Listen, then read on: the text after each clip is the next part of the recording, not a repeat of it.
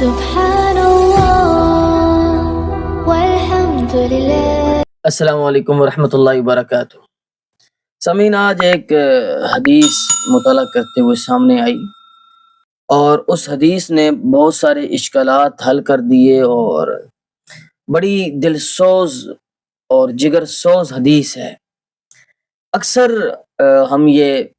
ہمارے ذہنوں میں یہ مسلمانوں کے ذہنوں میں یہ اشکال رہتا ہے کہ یار ہم دعائیں مانگتے ہیں، ہم کثرت میں ہیں، ہمارے پاس ایٹمی طاقتیں ہیں، پھر بھی ہم ذلت کا کیوں شکار ہیں؟ پوری دنیا میں رسوائی ہی ہمارا مقدر کیوں بنتی ہے؟ کبھی ہم دعائیں مانگنا شروع کر دیتے ہیں کہ یا اللہ برما کے اوپر سے ظلم ختم فرما، وہاں سے ہم رو رو کے دعائیں ختم کرتے ہیں تو کشمیر کے اندر ظلم شروع ہو جاتا ہے مسلمانوں پر، وہاں ہم رو رو رو کے دعائیں کرتے ہیں یا اللہ کشمیریوں کے حال پر رحم فرما، یا اللہ ہمیں فتح عطا فرما، ظالموں کے پنجوں سے نجات نصیب فرما، تو افغانستان میں مسئلہ آ جاتا ہے۔ افغانستان سے ہم ابھی سکھ کا سانس لیتے ہیں، ساتھ ہی فلسطین پر حملہ ہو جاتا ہے، فلسطین پر بھی سکھ کا سانس لے ہی رہے ہوتے ہیں تو بقیہ ممالک کے اندر مسلمانوں کا قتل و غارت گری اور شب خون مارنا شروع ہو جاتا ہے۔ تو ہم یہ اس ذلت کا کیوں شکار ہیں، اس پسماندگی کا کیوں شکار ہیں؟ ہماری ایٹمی طاقتوں کے وزراء کہہ رہے ہوتے ہیں کہ ہم سب مل کر اجتماعی دعا کریں کہ اللہ تعالیٰ فلسطین کو فتح عطا فرمائے، فلسطین کو ظالموں کے پنجوں سے نجات عطا فرمائے۔ ایٹمی طاقتیں اور یہ دعا کر رہی ہیں کہ اللہ فلسطین کو فتح عطا فرمائے۔ تو ہم اس خستہ حالی اور بدحالی اور اس ذلت کا کیوں شکار ہیں اور ہماری دعائیں کیوں قبول نہیں ہوتی اور ہم ایک عرصہ سے اس پسماندگی کے اندر کیوں مبتلا ہیں؟ تو یہ سوال ہم سب کے ذہنوں میں رہتا ہے اور ہم اس سوال کو لے کے پریشان حال رہتے ہیں، پتہ نہیں کیوں اللہ تعالیٰ ہماری دعاؤں کو قبول نہیں کر رہا اور پتہ نہیں کیوں مسلمانوں پر یہ ذلت مسلط کر دی گئی۔ تو اس کا جواب حدیث کے اندر اور مطالعہ کرتے میرے تو ذہن کے شریانے کھل گئے اور انشاءاللہ آپ کے بھی سن کے یہ اشکالات حل ہو جائیں گے اور آپ کو بھی سمجھ آئے گی کہ ہمارا مقصد کیا تھا اور ہم کس طرف جا چکے ہیں۔ اور یہی اشکال تو علامہ اقبال نے بھی کیا تھا شکوہ میں کہ اللہ ہم نے فتوحات کی، ہم نے توحید کے علم بلند کیے، پھر ہمارے اوپر یہ خستہ حالی اور بدحالی کیوں؟ تو اس کا جواب نبی کریم صلی اللہ علیہ وسلم دے رہے ہیں۔ یہ حدیث ہے، ابو داؤد کی حدیث ہے اور حدیث نمبر 3462 ہے، اور مسند احمد کے اندر بھی حدیث دوسری جلد صفحہ نمبر 42 کے اوپر یہ حدیث موجود ہے۔ حدیث بڑی عالی شان ہے اور صرف اس کے اندر 3 جملے ہیں اور 3 جملوں کے اندر آپ کے مسائل حل ہو جائیں گے، آپ کو پتہ چل جائے گا کہ ہم اس خستہ حالی بدحالی کا شکار کیوں ہیں اور ہمارے اوپر یہ ذلت کیوں مسلط کی گئی ہے۔ صرف 3 جملے۔ پہلا جملہ یہ ہے کہ اذا تبایعتم بالعینہ، جب تم عینہ یعنی عینہ والی خرید و فروخت شروع کر دو گے۔ دوسرا وَأَخَذْتُمْ أَذْنَابَ الْبَقَرِ وَرَضِيتُمْ بِالزَّرْعِ، دوسرا جملہ جب تم بیلوں کے اور جانوروں کے دمبوں کو پکڑ لو گے اور تم کھیتی باڑی پر راضی ہو جاؤ گے۔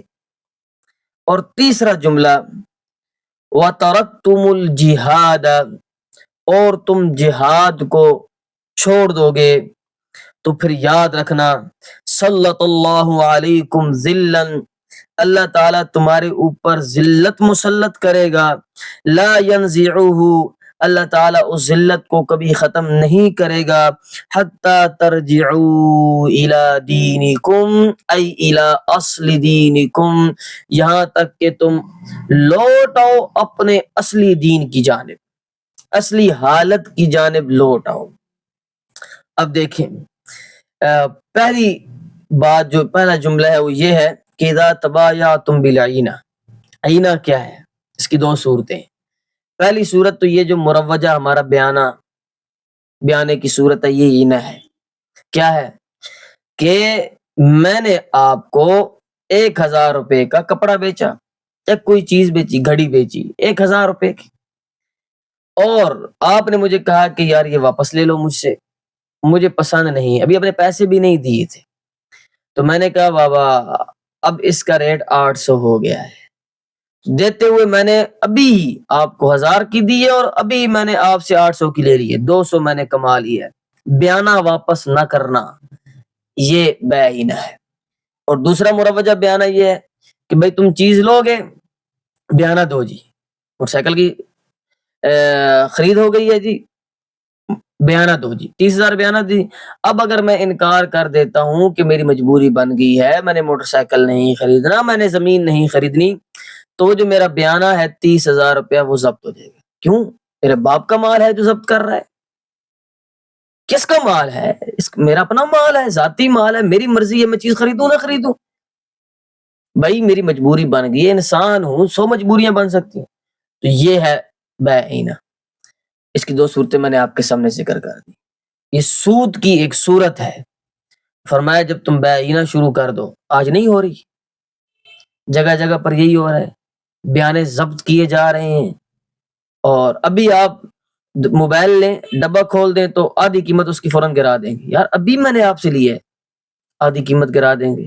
ابھی کپڑا لے کے باہر نکلوں, کہوں یار یہ میرے گھر والوں کو پسند نہیں ہے, آدھی قیمت اس کی گر جائے گی. یہ حالات ہے. تو جب تم بیعینہ شروع کر دو. دوسری کہ تم بیلوں کی دمبوں کو پکڑ لو, گائے کی دم کو پکڑ لو اور تم کھیتی باڑی پر راضی ہو جاؤ. یعنی تم کھیتی باڑی شروع کر دو, زراعت شروع کر دو. دوسرا بیلوں کی دمیں پکڑ کے شغل میلہ شروع کر دو, جیسے بیلوں کی دوڑ میں ہوتا ہے. اور ہمارا معاشرہ ہر قسم کی انٹرٹینمنٹ انہیں چاہیے.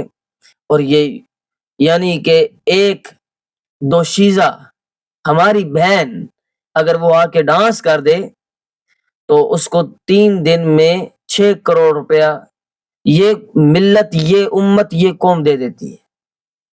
یہ ہے دنیا کے شغل میں بس مست ہو گئے ہیں, یہی ہمارا مقصد ہے. یہ ہم سے اچھا مقصد گائے ادا کر رہی ہے, ایک بیل اور ایک کتا ادا کر رہا ہے جو مقصد ہم بنائے بیٹھے ہیں. بھائی یہ ضروری ہے, انسانی زندگی کے ساتھ یہ لگی ہوئی ہیں, لیکن اسی کو مقصد بنا لینا, اسی کے پیچھے دوڑ پڑنا, یہ دوسری چیز ہے. کہ جب تم کھیتی باڑی میں, مال و متاع میں راضی ہو جاؤ گے, خوش باش تگڑے بگڑے ہو جاؤ گے. اور تیسری چیز ترکتم الجہاد, تم جہاد چھوڑ دو گے.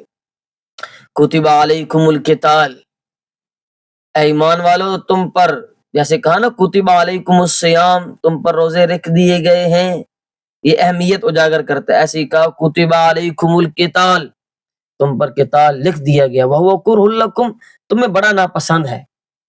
گھر سے نکلیں گے, بیوی بچوں کو چھوڑیں گے, تمہیں بڑا ناپسند ہے. لیکن یاد رکھو آسان تکرہو شیئا وہو خیر لکم, بہت ساری معاملات میں ایسے ہوتا ہے کہ تم ایک چیز کو ناپسند کرو اور وہ تمہارے لیے بہتر ہو. آسان تحبوا شیئا وہو شر لکم, اور بہت بار ایسا ہوگا کہ تم جن چیزوں کو پسند کرتے ہو وہ تمہارے لیے بری ہوں گی. وما لکم, کیا ہو گیا تمہیں, اے ایمان والو کیا ہو گیا تمہیں, لا تقاتلون فی سبیل اللہ, کہ تم اللہ کے راستے میں قتال نہیں کرتے, حالانکہ حالات یہ بن چکے ہیں. والمستضعفین من الرجال والنساء والولدان یقولون ربنا اخرجنا من هذه القرية الظالم اهلها واجعل لنا من لدنك وليا واجعل لنا من لدنك نصيرا. حالانکہ حالات یہ ہیں کہ کمزور مرد, کمزور عورتیں, کمزور بچے صبح و شام یہ دعا کرتے ہیں, اللہ ہمیں ان ظالموں کی بستی سے نکال اور ہمارے لیے اپنے پاس سے کوئی مددگار بھیج. تم کیوں نہیں اللہ کے دین کی نصرت کے لیے نکلتے؟ یہ اللہ تعالیٰ کا سوال ہے تم سے. تو یہی فرمایا ترکتم الجہاد, جب تم جہاد چھوڑ دو گے. یہ 3 بیماریاں آج ہمارے اندر ہیں کہ نہیں؟ بالکل ہیں.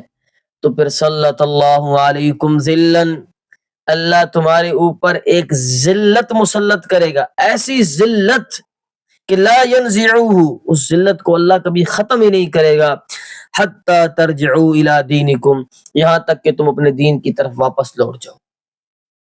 کون سا دین کی طرف واپس لوٹ جاؤ؟ وہ صحابہ کرام کا دین, کہ دنیا انہوں نے بھی کمائی. عبد الرحمن ابن عوف, عثمان ابن عفان, کبار امیر صحابہ ہیں, لیکن پیسہ ان کے یہاں تھا, یہاں نہیں گیا. جب یہاں سے یہاں دنیا کا مال و متاع سرایت کر جائے گا تو پھر سلط اللہ علیکم ذلًا، اللہ تمہارے اوپر ذلت مسلط کر دے گا جس کو اللہ کبھی ختم نہیں کرے گا، اور ہم واپس تو لوٹ نہیں سکتے.